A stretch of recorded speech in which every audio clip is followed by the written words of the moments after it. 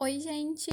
Hoje nós teremos uma aula sobre a Conjuração Baiana, que foi aí uma revolta, né, de grande importância para a história da época, né, do Brasil colonial e que por um tempo teve a sua relevância aí diminuída numa tentativa de apagamento dela, né? Então, para que a gente entenda as motivações da revolta, é importante que a gente dê uma analisada no contexto político e econômico da época. Naquele momento, a população total da Bahia estava ali entre 40 e 50 mil habitantes, e mais da metade desses eram pretos e pardos, que mesmo sendo a maioria, né, na população, ainda não tinham todos os seus direitos e a sua liberdade assegurada ali, quando comparado a uma pessoa branca da época, né? O comércio seguia a linha ali do Pacto Colonial e por isso havia um grande descontentamento com as altas taxas e tributos que estavam sendo pagas, né, para a coroa. Foi um período bem desafiador para a população, e consta em algumas fontes, né, relatos de carência nas necessidades básicas ali, como comida mesmo, né? Estavam com muitas carências, assim, né? Por conta dos altos tributos que estavam sendo pagos, né? Sendo exigidos. Outro aspecto importante, né, são os agentes motivadores, que foram revoluções ali um pouquinho antes ou da época, que podem ter diretamente inspirado, né, a Conjuração Baiana. O primeiro exemplo que a gente pode dar nesse sentido é a independência do Haiti, que tem uma grande fama e um grande crédito histórico, né, por ter sido esse marco da revolução que deu certo, né. Depois a gente tem a Revolução Francesa e os fortes traços do Iluminismo, com o grande, né, histórico lendário lema ali, liberdade, fraternidade e igualdade, que a gente vai ver um pouquinho melhor nos objetivos da revolta. E algumas fontes ainda citam a independência das 13 colônias como um outro possível motivador, né? Quanto à revolta em si, a Conjuração Baiana, também chamada de Revolução dos Alfaiates, Revolta dos Búzios ou Sedição dos Mulatos, foi um conflito anticolonial e emancipacionista ocorrido em 12 de agosto de 1798, na capitania da Baía de Todos os Santos, mais especificamente em Salvador.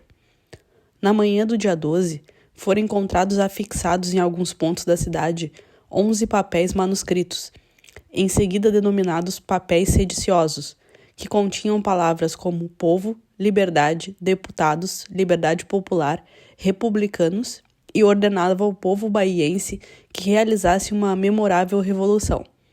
Um dos pasquins afirmava que está para chegar o tempo feliz da nossa liberdade, o tempo em que todos seremos irmãos, o tempo em que todos seremos iguais. Alguns dos objetivos dos revoltosos eram a emancipação política do Brasil, ou seja, o fim do pacto colonial com Portugal, a implantação da República, liberdade comercial no mercado interno e também do comércio exterior, bem como a abertura dos portos, liberdade e igualdade entre as pessoas. Pregavam ainda um governo republicano democrático, livre e independente. Um dos principais líderes da revolta foi o médico maçom Cipriano Barata. Outras importantes lideranças que atuaram muito na divulgação das ideias do movimento foram os soldados Lucas Dantas de Amorim Torres e Luiz Gonzaga das Virgens e Veiga. Também tiveram participação no movimento os alfaiates Manuel Faustino dos Santos Lira e João de Deus do Nascimento. Agora, quanto aos protagonistas, as lideranças dessa revolta e os reais propósitos do movimento, há um interessante debate historiográfico sobre o assunto. A autora Patrícia Valim se contrapõe à historiografia dos séculos XVIII e XIX, representadas principalmente por John Armitage e Francisco Adolfo de Verhagen, que qualifica o movimento como exclusivamente composto pela baixa camada social baiana e deprecia seus objetivos políticos. Mas também encontra uma tese alternativa em historiadores do século XX, como Valentim Alexandre, que debate com a visão de Fernando Novaes e reavalia o papel da conjuração, afirmando que esta foi composta por gente miúda e não pode ser considerada uma expressão de crise imperial. Os livros didáticos ensinam que a Conjuração Baiana de 1798 foi um movimento de milicianos e escravos pela independência do Brasil, mas a pesquisa da historiadora Patrícia Valim revela que, na verdade, o movimento foi liderado por um grupo de 8 grandes poderosos da alta sociedade soteropolitana e motivado pela perda de privilégios e de poder deste grupo. Conforme as investigações da coroa portuguesa avançaram, o grupo dominante recuou, pois conseguiu manter seus privilégios e poder. Foram encontrados documentos que mostram que esses poderosos fizeram a pronta entrega de seus escravos à justiça para livrarem-se da acusação de prática sediciosa, o que comprovaria a participação deles na liderança do movimento. De acordo com a historiadora Patrícia, nos últimos 20 anos, diversos historiadores têm colocado em xeque a versão oficial do ocorrido. Para realizar a pesquisa, essa historiadora analisou documentos em arquivos portugueses e brasileiros, como os autos das devassas, processos de investigação da coroa, inventários, cartas de autoridades da Bahia, Portugal e das ilhas de São Tomé e Príncipe.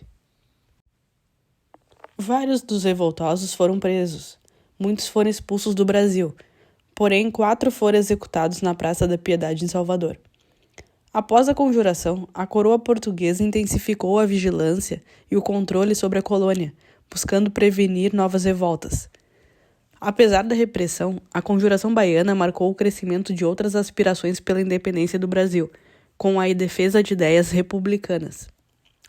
Como consequência, temos que os alfaiates João de Deus, do Nascimento, e Manuel Faustino, e os soldados Lucas Dantas de Amorim Torres e Luiz Gonzaga das Virgens e Veiga foram enforcados, esquartejados e os corpos expostos em Salvador, em novembro de 1799.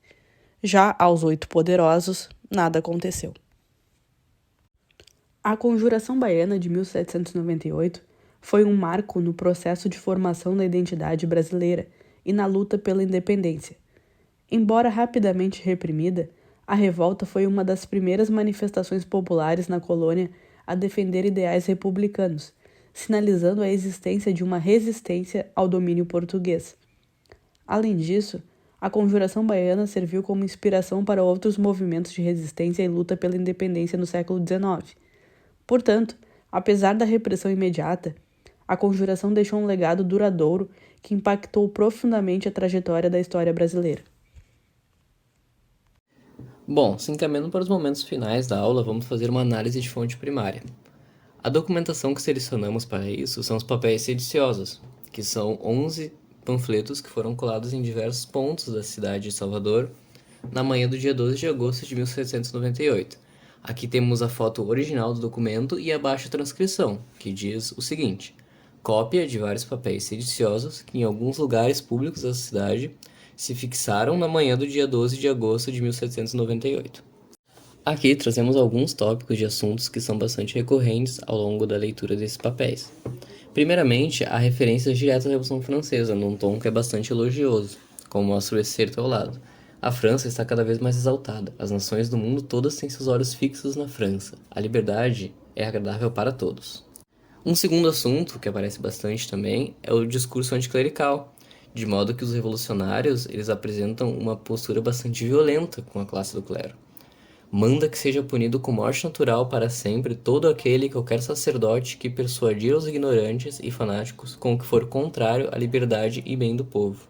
E por fim, como os revoltosos tinham a consciência de que a revolução não aconteceria sem apoio da classe militar, há bastante promessas de melhoria de vida para os militares ao longo desses documentos, de modo, como mostra o excerto ao lado, os oficiais terão aumento de posto e de soldo segundo as dietas.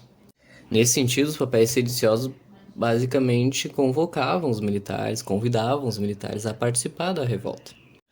Por fim, trazemos um excerto um pouco maior quando comparado com os que foram trazidos no slide anterior. Pedimos que, se possível, pause o vídeo e faça uma leitura mais atenta da transcrição. Porém, o que fica claro nesse excerto e ao longo de todos os papéis sediciosos é o discurso antimonárquico e, por outro lado, republicano que é adotado, de modo que a figura do rei passa a ser associada ao tirano, ao usurpador do poder, à pessoa que está de maneira ilegítima no poder. Outro ponto bastante corriqueiro é uma defesa irrestrita dos ideais de liberdade e igualdade, de modo que a palavra liberdade é uma palavra que aparece muitas vezes ao longo dos papéis sediciosos. E por fim, Há uma proposta revolucionária de rompimento com a submissão ao tirano, de modo que esses papéis sediciosos eles convidam o povo, que nem ficou claro com os militares no slide anterior, né, a participar da revolta armada direta contra o tirano.